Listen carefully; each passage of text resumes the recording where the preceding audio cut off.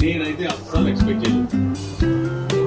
Last సంవత్సరం పై నుంచి ఆడుతున్న బ్రాండ్ ఆఫ్ క్రికెట్ ఏంటి, ఈ రోజు ఆడింది ఏంటి, నాకైతే అసలు ఏం బోధపడదు. అదే కదా ఫార్మాట్, ఈ ఫార్మాట్ ఎక్స్పెక్ట్ చేయలేదు. రిలాక్స్ అయినావా, ఇప్పుడు స్టార్లింగ్ పట్టాయి కదా, ఇప్పుడు ఏమంటారు. కానీ ఒకటి ఏంటంటే, ఒకటి ఆ